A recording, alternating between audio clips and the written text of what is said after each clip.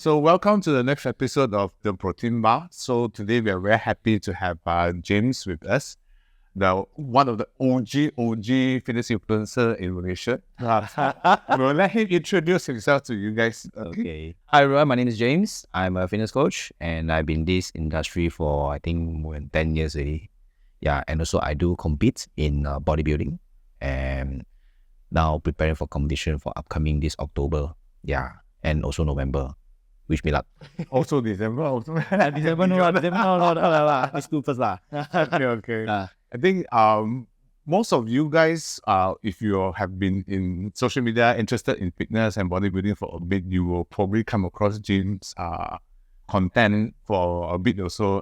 You are always actively sharing content about the fitness, about bodybuilding, about how to do certain things, your workout, and your personal experience in prepping for the competition also. Yes. So can you share with us how did you get started with the whole, how did you end up becoming a fitness influencer also in the industry? Okay. I think I started Instagram since 2013. So after that, I just simply post only. And then I just share my stories, my bodybuilding stories, and then my lifestyle stories. Then after that, when I keep playing, right, we keep using this Instagram, right, I feel like, hey, I want to reach out to more people because I have an end goal is I want to inspire more people. So like I keep like sharing a post, right, that way maybe there's a motivation or maybe there's the words that to inspire people. Yeah, so to get them moving, to get them going into their fitness journey. So I just keep sharing, and then when the time, I think that was at 2018, I think, I was prepping for competition. So prior to that, right, I keep sharing about, shirtless picture. So after that, the reality of social media.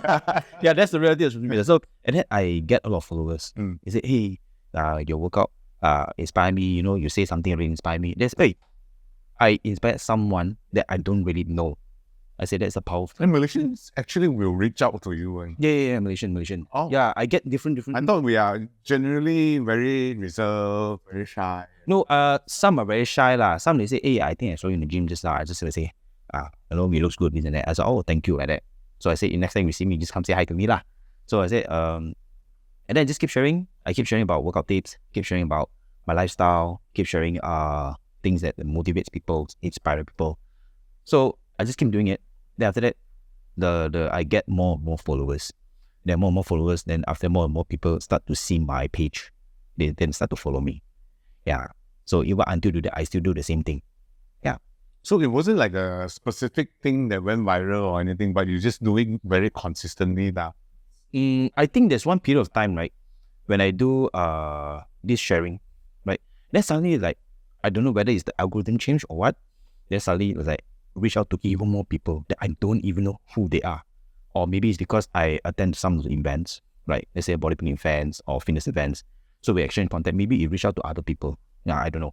So after that, I say, more and more people start to follow me. I just keep doing the same thing. I think consistency is the key. Yeah, consistency. I just want to say.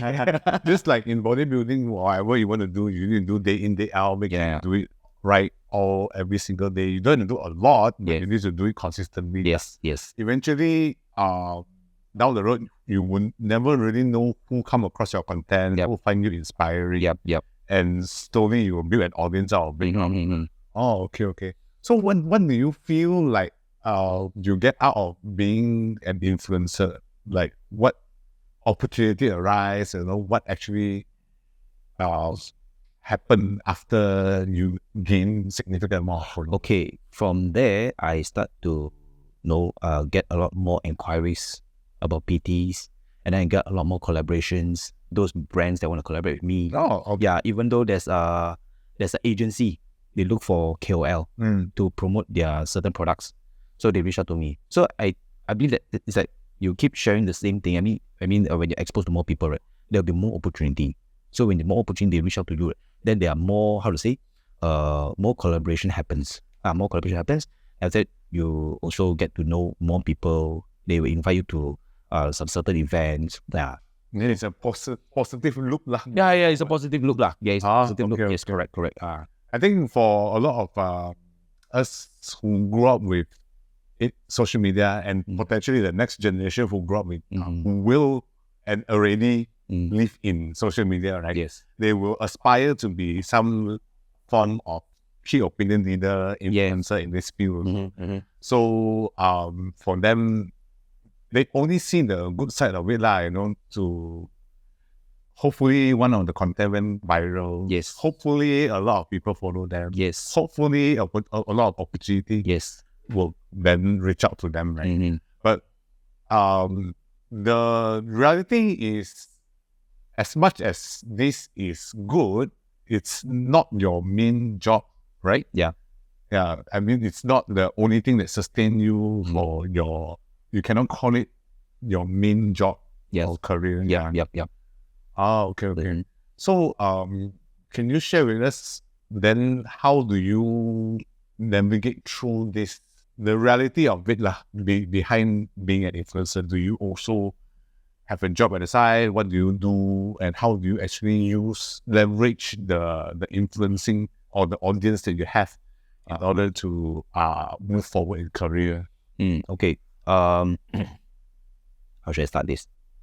Okay, so when I run this Instagram things, right? I actually do have a proper job last time. So I work in retail. So when in retail, in the same time, I share things that I always do in my life. Yeah, so that is like a so-called part-time like that. So from there, I gather, a lot of informations. Then after that, I share a lot of information, a lot of value. The most important thing is I always share value. Yeah, so I share value. Then after that, from time to time, right, when you get a lot more people to reach out to you as a PT, right? So I've suddenly I can do this as a full-time. Slowly you pivot to that. Slowly pivot. So I from working with other people, and now I'm working on myself, means running my own business, my fitness business. So after that, I get a lot more these inquiries, a lot more PT. Yeah, from there, I start to grow. Yeah, of course, you still need to put in a lot of work. You need to be very, very patient about it. It's not like one night success. Yeah, because there's no one answer, one solution to it. Yes. So you need to find your way that what is suitable for you. Yeah, because you can copy other people's formula, but it doesn't mean it works for you. Yeah, so I keep doing the same thing. After that, from there, I get to see there's opportunity. From there, I start to pivot. Do you feel like your main clientele is male clientele, and they want to look good and also look muscular? They want to build more muscles. Yeah, some may say, hey, I want to look like you. Teach. I was always wondering the same thing. Okay. Do people actually look for coaches who they want to look like? Go. I see. Now they always say, I have a goal. I say, what's your goal? I say, I'll look like you, or look like somebody like this. This is one picture. Oh, okay. Let's work on it, but it's gonna take some time. I say, okay, let's roll.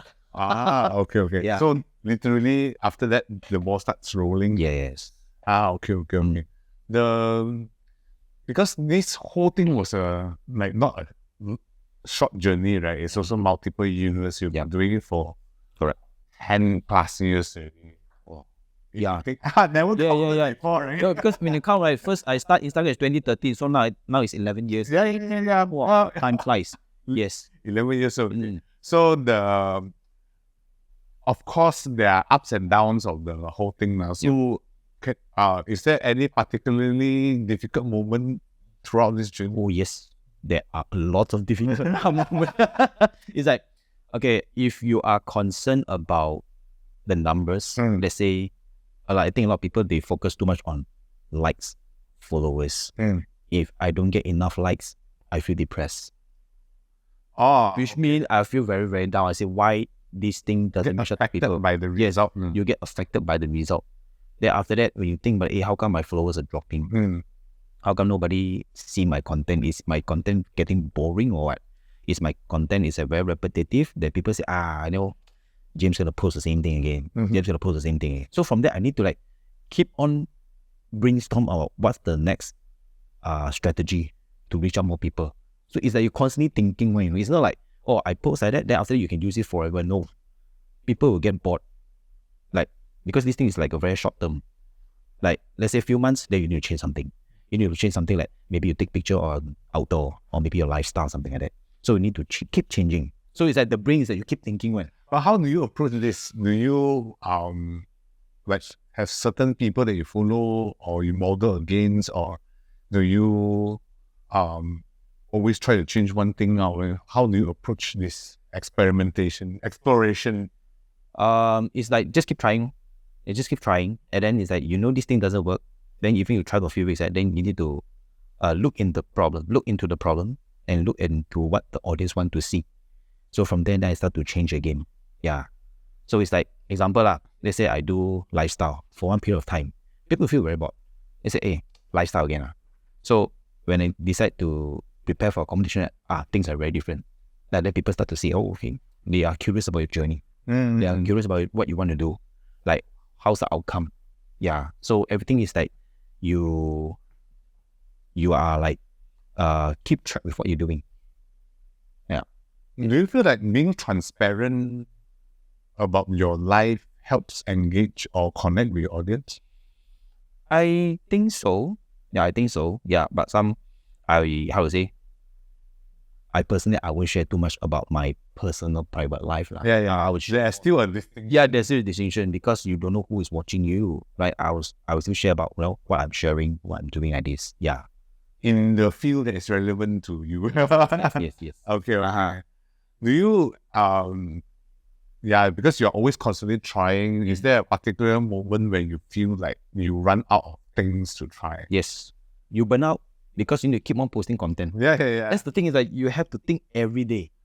It's like a job also. It's like a job, you become a job. Last time you think, oh, okay, people post content, I share. It's like, oh, it's a very normal sharing. But once you get into this, right, you feel like, hey, this is a job. It's like you need to do this thing. If you don't do this, then your followers start to, forget about you. Then maybe the Instagram, they don't push the algorithm to the audience. Then you start to like feel down on it.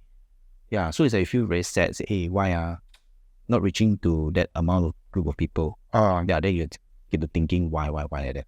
I guess there is a certain level of distinction you need to draw lah. And then you also need to be very intentional with how you approach this also. Yes. If you are going to turn this into a platform to get your name out there, you will need to dedicate some level of commitment to it now, right? To do it day in and day out. Just like how you approach bodybuilding and fitness also. Yes, correct. Commit to it so that you will get to where you want to be. Yep. Okay. It's very, very interesting to hear stories from behind the curtain also, because we always think Instagram, social media platform, right? It's showing the best side of you, but we never really show what's actually going on behind of someone's life. So to know that only knowing you personally also like, oh, okay, actually you have the different ups and downs, you go through different phases of life, there's different challenges. It's not all so trim and proper, so pretty on the outside only. Yeah. I see. Correct. Yes. So for you, yes, I know that you are preparing for the competition this end of the year. Yeah. But on the influencer / fitness coach side of things, do you have any other plans moving forward? Like I would say, we'll get more like clients after they build this business into a level, bigger exposure, of course, to train more people, because we don't want to stay at the same level. We want to expand. So when expand, probably you're gonna like hire a few PTs, coaches to run this thing with you. So you build a business, to help to change more people's life. Yeah. So I don't want to do it for one man show. It's gonna be very tiring. So you need a group of people to do it. Yeah. So that only you can grow big, you can go far. Yeah. So that's the plan. Before we end this also, I think I wanted to ask you, if one fitness professional or fitness enthusiast really want to dabble into growing themselves into a fitness influencer, what should they do? Okay, what should they do, right? Keep on sharing values. Don't expect a return immediately, because you need to be very, very patient. Because people don't just read one of your content, they're going to read a lot of content from you. So just keep sharing value, keep giving some knowledgeable, some tips like that. so that you can help them to transform by themselves first.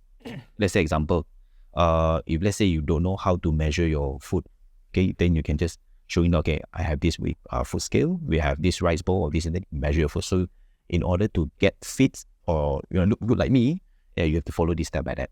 Yeah, so at least there's more flexibility. Yeah, so and then they say, just have to be very patient. Yeah, you cannot expect once you post, then you got like very famous one night like that. Yeah. I think that is also depends on what kind of content you post lah. That's what kind of content you post, that kind of content. Well, don't get me wrong, okay? So it's like you need to keep on finding the good idea that what is actually suitable for you. Yeah. Okay. It's a very interesting perspective into the fitness influencer side also now, because like I said, we don't really have a platform to talk about this kind of thing much. Yep. So sharing this hopefully will also inspire and motivate more fitness professionals out there to really take what they do a step further also. Yeah. So so thank you so much for coming. Thank you so much. We will cover that more interesting topics. So if you have interesting things you want us to talk about and all that, please don't forget to leave it in the comments below. And like always, Stay tuned to the next episode of the Brotein Bars. thank you.